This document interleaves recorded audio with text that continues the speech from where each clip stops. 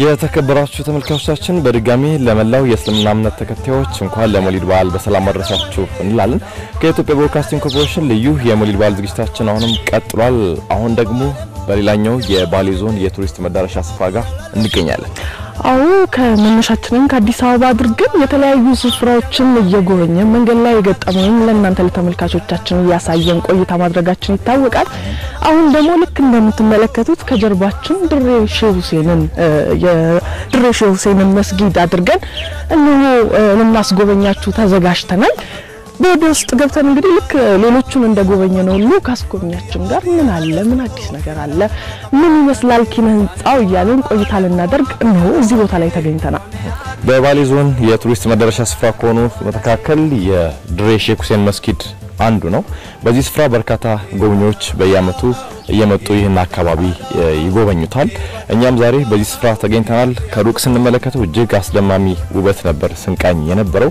ወደ ውስጥ ስንገባ ደግሞ ምን አይነት ውበቶች ምን አይነት ይዘቶች አሉ የሚለውን የምንመለከት ይሆናል። አሁንም በድጋሚ ደስ የሚል ቆይታ ነው ሁላችንም እንመኛለን። መልካም በዓል።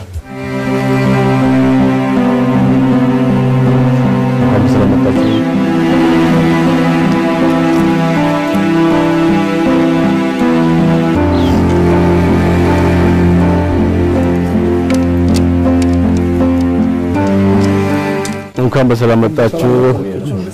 በገነጋን ደፍተን እንኳን በሰላም መጣ። በገነጋን ቢለሽ አያና ገርቴ ለሎት ለሙ መሐመድ ደት በገነጋ ረቢ ሲፊድ ድሬ ሼህ ሁሴን ለበጋ ገርተን ሲነዘ እንኳን በሰላም መጣችሁ እንላለን። የድሬ ሼህ ሁሴን መካነ ቅርስ አካባቢውን ልትጎበኙ እንኳን መጣችሁ። እንቀበላችኋለን፣ እንወዳችኋለን። እናመሰግናለን። እንኳን በሰላም መጣችሁ። ወደ ውስጥ እንገባለን። ዋና በር ገብተናል። ወደ ውስጥ ለመግባት በጣም አሁን ያለነው ዋናው በር ጋር ነው።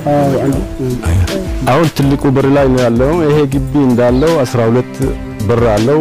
ዋናው ትልቁ ከራ የሚባለው ይሄ ነው።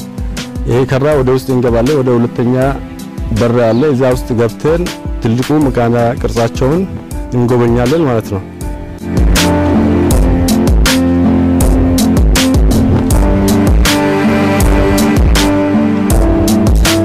የድሬ ሼህ ሁሴን መካነ ቅርጹ ግቢ ውስጥ ነው። ስለዚህኛው ኩሬ ልላስረጃችሁ ፍለጋለሁ። እቺ ኩሬ ማለት የሼክና ሁሴን በእጃቸው የቆፈሩት ነው። የ900 ዓመት እድሜ በላይ ያላት ኩሬ ናት። እዚህ የሚመጣው ምናንና እዚህ ለወዳጆች የኑርሴ ወዳጆች ይሄንን ውሃ እየቀዱ ገንዘቡን ለመዳንነት ይጠቀሙበታል።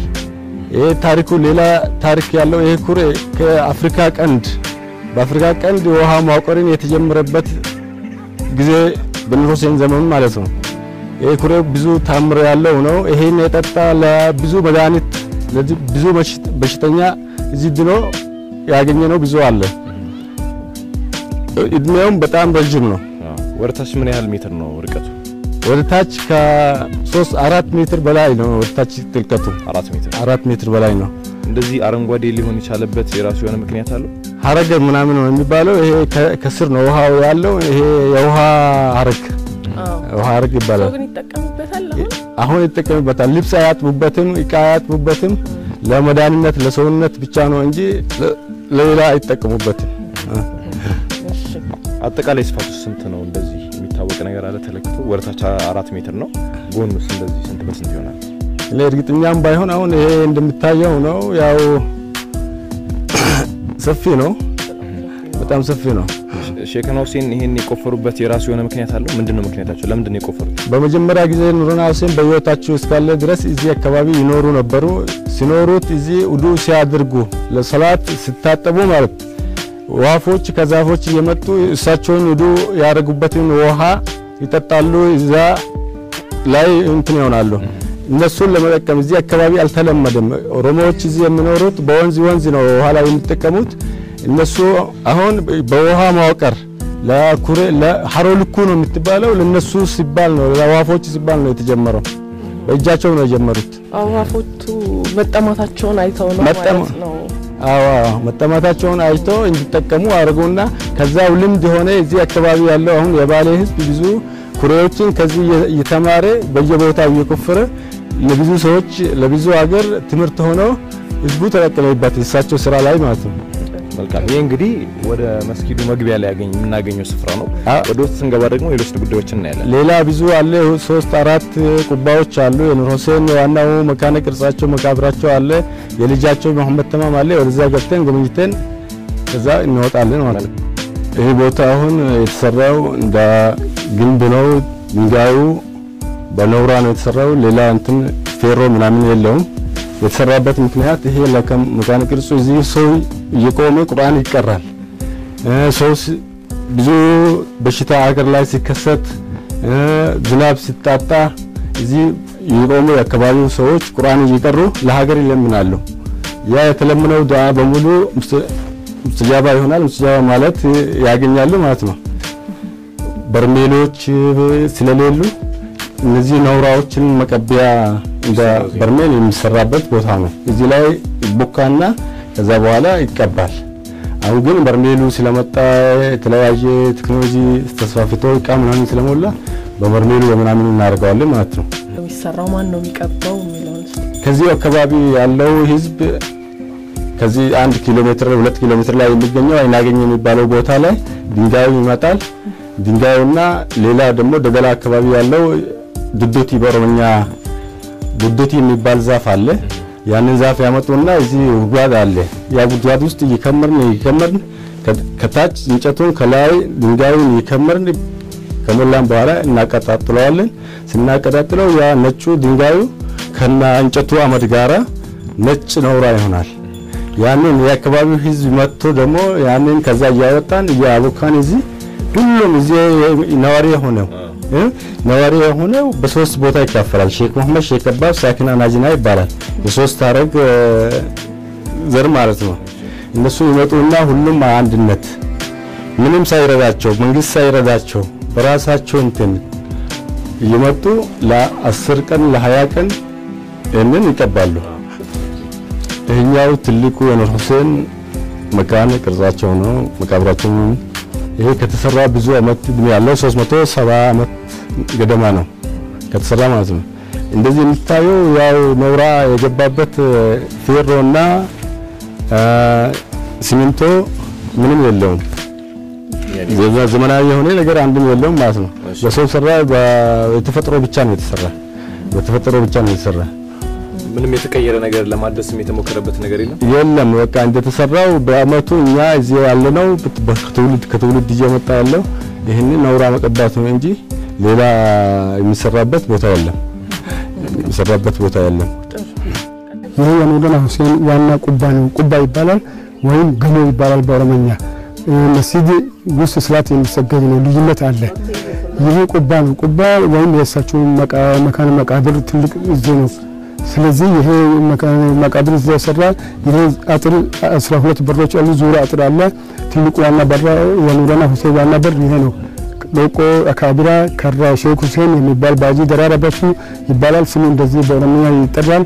በዚህ ይሄ ዋና ትልቁ አሁን አይደለም እሳቸው ከሄዱ ወዲህ 12 ጎሳዎች ሰሩ። ስለዛ አንድ ጎሳ ከአንድ በር ተነስቶ እስከ አንድ በር ይሰራል። አንድ ጎሳ እንደዛ ይሰራል። ለዛ ነው 12 በር አለ። ይሄ ቁባ የሰራው አሁን 366 አመት አለ እዚህ ነው። እሳቸው ከሄዱ ወዲህ እሳቸው ላይ ተሰራ በሼክ መሐመድ ሲዘባስ ሳኪና ናጂና የሚባል በእሳቸው ጉልበት ነው የሰራው። በባለ ዲዳ ሁሉ ሰው ተረብርቦ አንድ ላይ የሰሩ ነው። አሁን ብዙ አመት የቆየ ነው። ማንም አይጠበቅም። አላህ ይጠበቃል። በኑር ሁሴን ከራማ ይጠበቃል። ከዚህ ጀምሮ እስካሁን የጠበቀው ሰው የለም። ይሄ መካነ ቅርጽ ብዙ ሰዎች ይመጣሉ። በአመት 2 ጊዜ ይከበራል የኑር ሁሴን በዓል። ዛራ ገልገል ጎበና ይባላል። አረፋ ይባላል። ሐጅ አሁን ረቢዑል አወል የነብያችን ትውልድ እዚህ ላይ ይከበራል። የኛ ጾም ፍች ላይ ብዙ ሰዎች ከባሌ ከዲዳ የሚመጡ ያሉ እዚህ ላይ ይከበራሉ። ትልቅ በዓል እዚህ ላይ ይከበራል።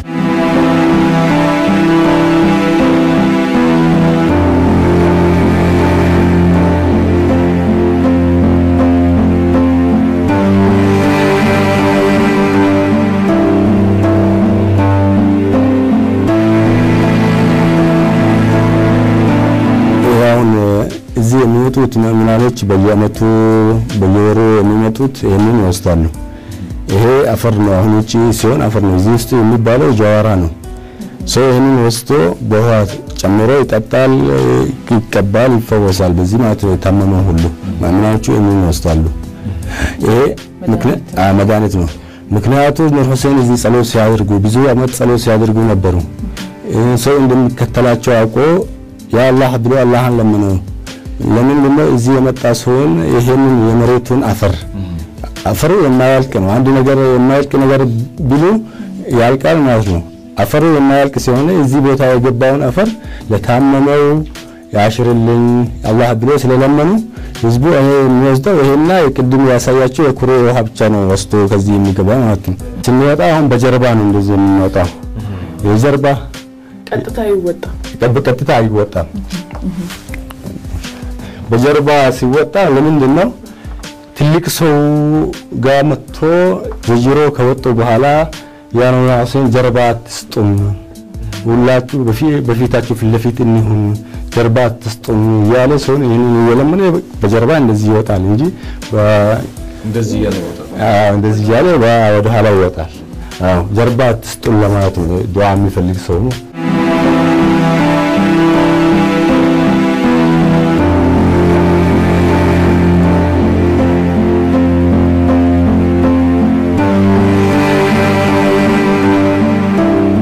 እዚህ ውስጥ አሁን ብዙ ቁቦች አሉ የትልቅ የኑረና ሁሴን ቁባ ነው የእሳቸው ልጅ መሐመድ ተማም እዚህ ውስጥ አለ የምታይ አንድ ቁባ የመሐመድ ተማም ነው አንድ የፋጡማ የእሳቸው ልጅ ሴት ናት ፋጡማ ትባላለች የሷ ቁባ አለ የኢማሞች ጉንብሶ የሚባል ኢማሞች ደሪህ የኢማሞች ቁባ መቃብር ቅርጽ እዚህ ውስጥ አለ ሹምዝላድ ላይ ይባላሉ ዋና ወዳጃቸው ተከታያቸው የሹስን ጀማዓዎች ናቸው እዚህ ሁለቱም አድለኝ ማለት በአረብኛ ቋንቋ አንድ ነገር ሲያከፋፍሉ አንድ ሳይ ወላይ ሳይርጉ አንድ በልታች ሳይርጉ በኩል የሚያድሉት የሚያከፋፍሉት ሰዎች ማለት ነው ከዛ ቀጥሎ ያለው በቆሌ ያለ ሰይድ አብዱልቃድር ጀላኒ ያለ ጎሰል አዘም የሳቸው ቁባ አለ ወደ 8-7 መቃብር እዚህ ውስጥ አለ እዚህ የሚከድሙት ማለት ነው እዚህ እነን መሪ እንደ መሪ ሆኖ የሚከድሙት መቃብራቸው እዚህ ውስጥ ተቀበሩ ይሄም እንደዛ እንደቅድም ባለው ፌሮ ምናምን የለውም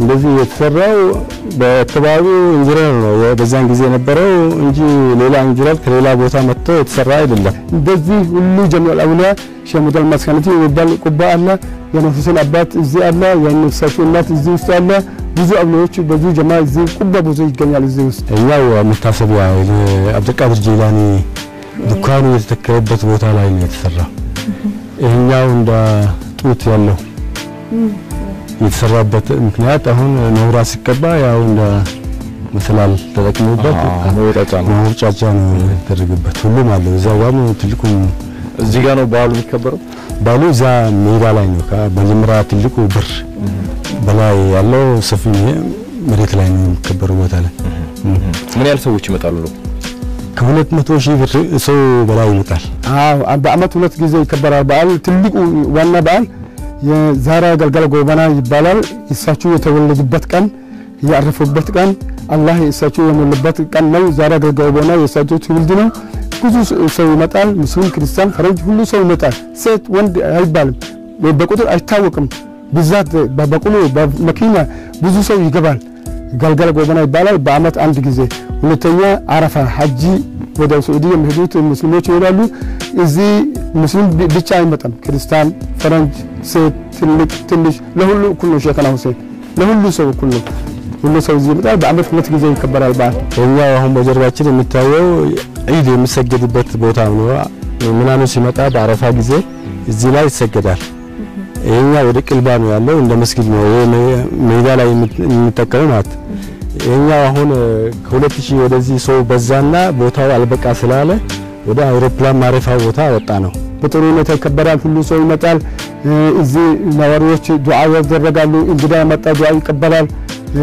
በገነጋን ዱፍተን ይባላል እንኳን በሰላም መጣችሁ ሲገቡ በሰላም ግቡ እዚህ ከመጡ እናንተ ሀጃ ሁሉ ይሁን ብሎ ይመረቃል እዚህ የመጣው ሰው ምርቃት ይዞ ከዚህ ይገባል ያን ሁሴን አላማ ይዞ ይገባል የሳቸው ዘምዘም ሀዶልኩ ይዞ ይገባል የሳቸው እናት ጀዋራ የሚባል ይዞ ይገባል ከዚህ እዚህ መጥቶ ዱዓ ከዚህ ወስዶ ይገባል እዚህ የመጣ ሁሉ ሰው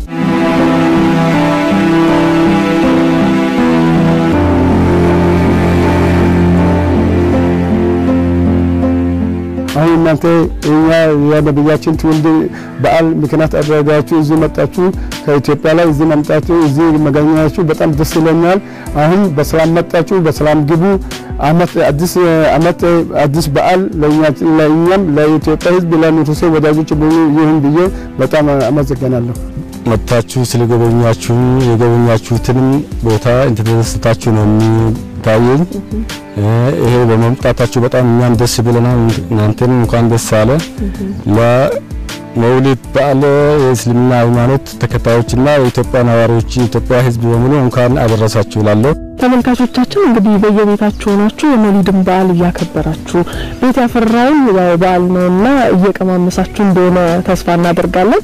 ይሄ እኛም ካስጎብኛችን ከኑር ሁሴን ጋር በመሆን ወደ ቤታችን ወደ አብዱል ናስር ቤት በመሄድ እንግዲህ ቤት ያፈራውን በዓል ነውና እኛም እንቀምሳለን ማለት ነው። ከኢትዮጵያ ብሮድካስቲንግ ኮርፖሬሽን ልዩ የመውሊድ በዓል ዝግጅታችን ይቀጥላል። በአስጎብኝነት እስካሁን አብሮን የቆዩትን አቶ አብዱል ናስር አህመድን ከልብ እናመሰግናለን።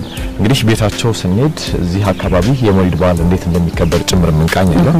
ቆይታችሁ በድጋሚ ከኛ ጋር እንዲሆን ዘና ያላችሁ ደስ የሚል ጊዜ እንዲኖራችሁ እንመኛለን። መልካም ቆይታ በድጋሚ